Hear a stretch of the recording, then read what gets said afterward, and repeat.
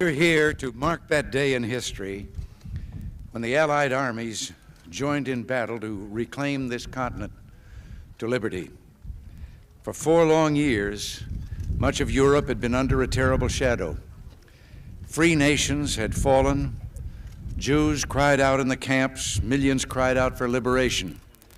Europe was enslaved and the world prayed for its rescue.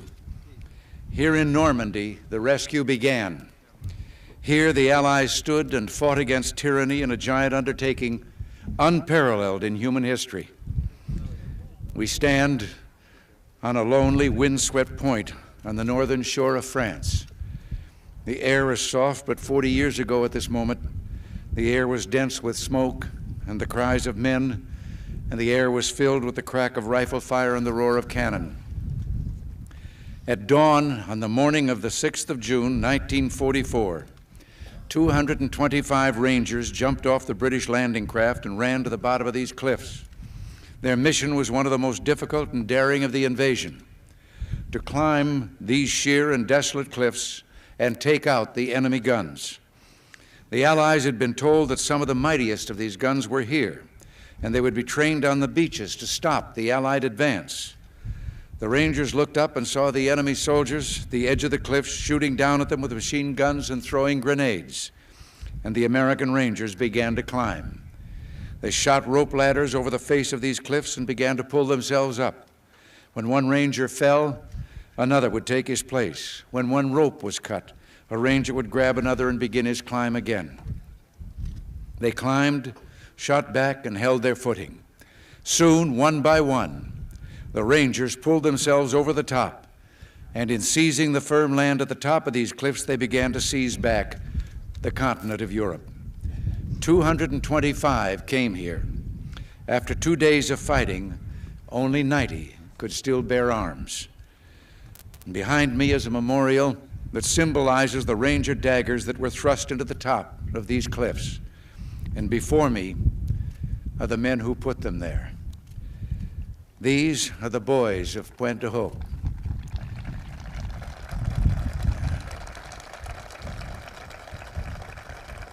These are the men who took the cliffs. These are the champions who helped free a continent. And these are the heroes who helped end a war. Gentlemen, I look at you and I think of the words of Stephen Spender's poem. You were men who in your, quote, lives fought for life and left the vivid air signed with your honor. I think I know what you may be thinking right now, thinking we were just part of a bigger effort. Everyone was brave that day. Well, everyone was. Do you remember the story of Bill Millen of the 51st Highlanders? 40 years ago today, British troops were pinned down near a bridge waiting desperately for help. Suddenly they heard the sound of bagpipes, and some thought they were dreaming. Well, they weren't. They looked up and saw Bill Millen with his bagpipes leading the reinforcements and ignoring the smack of the bullets into the ground around him. Lord Lovat was with him, Lord Lovat of Scotland, who calmly announced when he got to the bridge, "Sorry, I'm a few minutes late," as if he'd been delayed by a traffic jam, when in truth he'd just come from the bloody fighting on Sword Beach, which he and his men had just taken. There was the impossible valor of the Poles, who threw themselves between the enemy and the rest of Europe as the invasion took hold, and the unsurpassed courage of the Canadians, who had already seen the horrors of war on this coast. They knew what awaited them there, but they would not be deterred. And once they hit Juno Beach, they never looked back. All of these men were part of a roll call of honor, with names that spoke of a pride as bright as the colors they bore. The Royal Winnipeg Rifles, Poland's 24th Lancers, the Royal Scots Fusiliers, the Screaming Eagles, the Yeomen of England's armored divisions, the forces of Free France, the Coast Guard's Matchbox Fleet, and you, the American Rangers. 40 summers have passed since the battle that you fought here. You were young the day you took these cliffs. Some of you were hardly more than boys with the deepest joys of life before you. Yet you risked everything here. Why? Why did you do it? Well, what impelled you to put aside the instinct for self-preservation and risk your lives to take these cliffs? What inspired all the men of the armies that met here? We look at you and somehow we know the answer. It was faith and belief. It was loyalty and love. The men of Normandy had faith that what they were doing was right, faith that they fought for all humanity, faith that a just God would grant them mercy on this beachhead or on the next. It was the deep knowledge, and pray God we have not lost it, that there is a profound moral difference between the use of force for liberation and the use of force for conquest. You were here to liberate, not to conquer, and so you and those others did not doubt your cause, and you were right not to doubt. You all knew that some things are worth dying for. One's country is worth dying for, and democracy is worth dying for because it's the most deeply honorable form of government ever devised by man. All of you loved liberty. All of you were willing to fight tyranny, and you knew the people of your countries were behind you. The Americans who fought here that morning knew word of the invasion was spreading through the darkness back home. They fought or felt in their hearts, though they couldn't know in fact, that in Georgia they were filling the churches at 4 a.m. In Kansas, they were kneeling on their porches and praying. And in Philadelphia, they were ringing the Liberty Bell. Something else helped the men of D-Day: their rock-hard belief that Providence would have a great hand in the events that would unfold here, that God was an ally in this great cause. And so the night before the invasion, when Colonel Wolverton asked his parachute troops to kneel with him in prayer, he told them, "Do not bow your heads, but look up so you can see God and ask His blessing in what we are about to do." Also that night, General Matthew Ridgway on his cot, listening in the darkness for the promise God made to Joshua, "I will not fail thee nor forsake thee."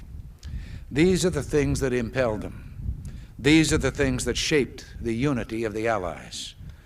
When the war was over, there were lives to be rebuilt and governments to be returned to the people. There were nations to be reborn. Above all, there was a new peace to be assured. These were huge and daunting tasks, but the Allies summoned strength from the faith, belief, loyalty, and love of those who fell here. They rebuilt a new Europe together. There was first a great reconciliation among those who had been enemies, all of whom had suffered so greatly. The United States did its part, creating the Marshall Plan to help rebuild our allies and our former enemies.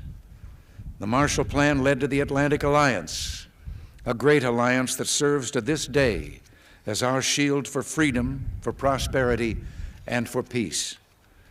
In spite of our great efforts and successes, not all that followed the end of the war was happy or planned. Some liberated countries were lost. The great sadness of this loss echoes down to our own time in the streets of Warsaw, Prague, and East Berlin. The Soviet troops that came to the center of this continent did not leave when peace came. They're still there, uninvited, unwanted, unyielding, almost 40 years after the war. Because of this, Allied forces still stand on this continent. Today, as 40 years ago, our armies are here for only one purpose: to protect and defend democracy. The only territories we hold are memorials like this one and graveyards where our heroes rest. We in America have learned bitter lessons from 2 world wars. It is better to be here ready to protect the peace than to take blind shelter across the sea, rushing to respond only after freedom is lost. We've learned that isolationism never was and never will be an acceptable response to tyrannical governments with an expansionist intent. But we try always, to be prepared for peace, prepared to deter aggression, prepared to negotiate the reduction of arms, and yes, prepared to reach out again in the spirit of reconciliation. In truth, there is no reconciliation we would welcome more than a reconciliation with the Soviet Union, so together we can lessen the risks of war now and forever. It's fitting to remember here the great losses also suffered by the Russian people during World War II. 20 million perished, a terrible price that testifies to all the world the necessity of ending war. I tell you from my heart that we in the United States do not want war. We want to wipe from the face of the earth the terrible weapons that man now has in his hands. And I tell you, we are ready to seize that beachhead. We look for some sign from the Soviet Union that they are willing to move forward, that they share our desire and love for peace, and that they will give up the ways of conquest.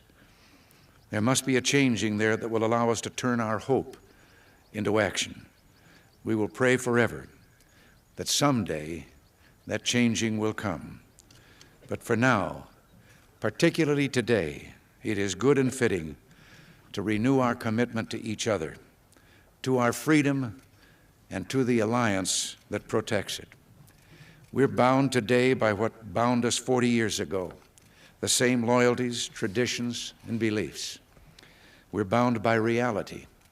The strength of America's allies is vital to the United States, and the American security guarantee is essential to the continued freedom of Europe's democracies. We were with you then, we're with you now. Your hopes are our hopes, and your destiny is our destiny. Here in this place, where the West held together, let us make a vow to our dead. Let us show them by our actions that we understand what they died for. Let our actions say to them the words for which Matthew Ridgway listened: I will not fail thee nor forsake thee. Strengthened by their courage, heartened by their value, and borne by their memory, let us continue to stand for the ideals for which they lived and died. Thank you very much, and God bless you all.